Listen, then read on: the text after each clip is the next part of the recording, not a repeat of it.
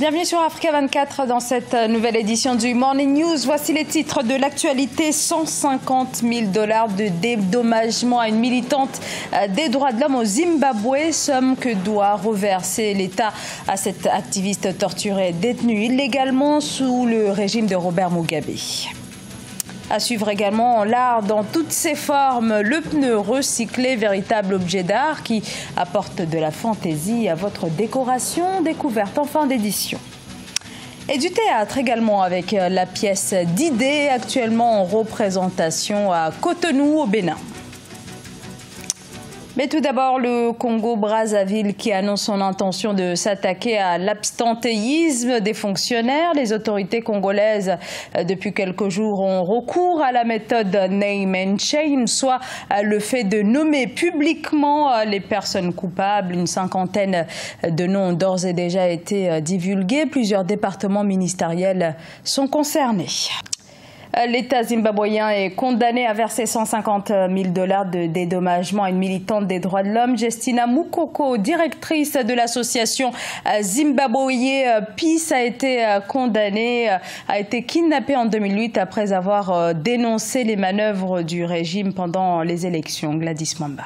150 000 $ d'amende pour torture. C'est la somme ordonnée par la justice zimbabwéenne à l'État. La Haute Cour a exigé le 5 octobre le dédommagement par l'État de la militante des droits de l'homme, Justina Mukoko, d'ici le 31 octobre 2018. C'est un encouragement pour les défenseurs des droits de l'homme. Les risques de leur travail ne sont pas vains. Ce jugement envoie le signal fort que les crimes couverts par l'État ne peuvent pas rester impunis. Torturée, kidnappée et gardée au secret pendant plusieurs semaines en 2008, année des élections générales, Justina Mukoko avait été accusée d'avoir participé à un complot pour renverser le chef de l'État de l'époque, Robert Mugabe.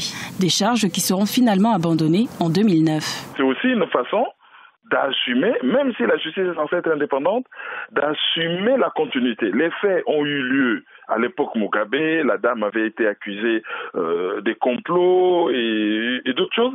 C'est une façon de démontrer que même si vous avez été victime, pendant les régimes passés, le gouvernement actuel, qui a un œil sur le respect des droits de l'homme, peut vous rendre justice et vous indemniser. Donc c'est un message important qu'on envoie à la population. Cette peine décrétée par la justice zimbabwéenne pourrait marquer un tournant dans la défense des droits de l'homme au Zimbabwe. De telles décisions de justice pourraient permettre au président Emmerson Mnangagwa, élu le 30 juillet 2018, de se dissocier du régime de Robert Mugabe, dont il a pourtant été le bras droit pendant près de 40 ans. Une nouvelle ligne électrique de 225 kV pour réduire les délestages au Burkina Faso. La ligne d'interconnexion électrique entre le Ghana et le Burkina Faso est désormais fonctionnelle. Elle a été inaugurée à la périphérie de Ouagadougou, capitale burkinabé, en présence des chefs d'État burkinabé, Roch Marc Christian Kaboré et ghanéen Nana Akufo-Addo. Cette infrastructure devrait permettre de couvrir 35% de la demande actuelle en électricité au Burkina Faso, où le taux d'accès à l'électricité tourne autour des 16%, l'un des plus faibles taux du continent africain. Dans l'actualité également, le gouvernement éthiopien qui prévoit la construction de 3 nouvelles zones industrielles, notamment dans la ville d'Aïcha, au sud de la frontière avec Djibouti. Ces nouvelles constructions viendraient ainsi s'ajouter aux 4 autres zones industrielles déjà lancées par les autorités. Objectif annoncé, la transformation de l'économie essentiellement agraire vers une économie industrialisée à l'horizon 2025. Quelques idées à présent pour recycler vos pneus usagés. Des pneus transformés en véritable objet d'art, de décoration. C'est l'essence même du travail de l'artiste togolais Maurice Missamé, pour qui les pneus usagés méritent bien une seconde vie. Emefa Kofi. De son vrai nom, Maurice Missiamé, l'artiste togolais Lazo aime travailler les pneus et en fait son gagne-pain. C'est ici à Togo Pneus qu'il récupère la matière première, des pneus usés mis en quarantaine par la société. Nous avons minimalement 50 pneus par semaine que malheureusement ça tombe sur le dépotoir. L'artiste Lazo, lui, récupère certains de ces pneus usés, les transforme en pots de fleurs, jouets pour enfants et bien d'autres objets d'art. J'ai dépassé une étape où j'ai travaillé sur les pneus individuellement. Maintenant, c'est de créer un centre pour former et développer ce genre de techniques. Chacun qui se sent imprégné sur cette réalité doit venir pour qu'on puisse travailler. Le centre de formation qu'ambitionne créer l'artiste décorateur Missiamé est conçu par son architecte. Pour le réaliser, il faudra investir environ 10 millions de francs CFA. Un site écologique dont la clôture est essentiellement à base de pneus usés. Notre toiture même aussi sera faite avec le pneu. Vous voyez donc. Après ça, il y a seulement les matériaux de construction locaux. Il y a comme les briques de terre cuite, les bambous et tout ce qui est naturel. Artiste peintre depuis 2003, Maurice Missiamé dit Lazo enregistre 4 ans d'expérience dans la décoration de pneus.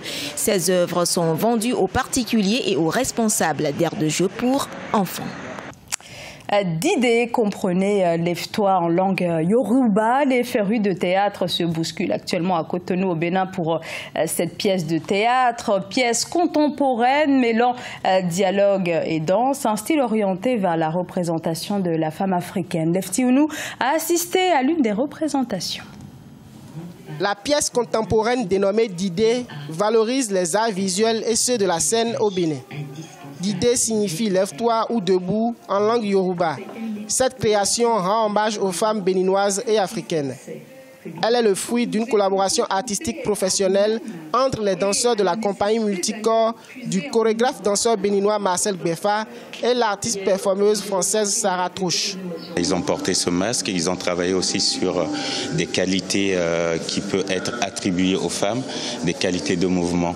Donc on est vraiment sur le questionnement, sur ce rapport entre hommes et femmes. Cet essai chorégraphique promeut les sculptures contemporaines, notamment les masques galédais, richesse culturelle inscrite au patrimoine de l'UNESCO.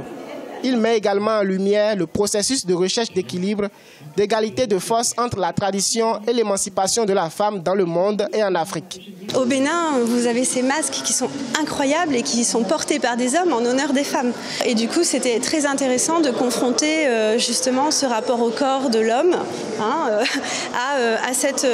Ido Wedo, quoi, avec cette figure de l'arc-en-ciel contemporaine. Selon les artistes Marcel Befa et Sarah Trouche, Didé constitue des prémices d'une pièce artistique plus vaste. Sarah Trouche est une activiste sociopolitique et Marcel Befa, lui, promeut les danses au Bénin.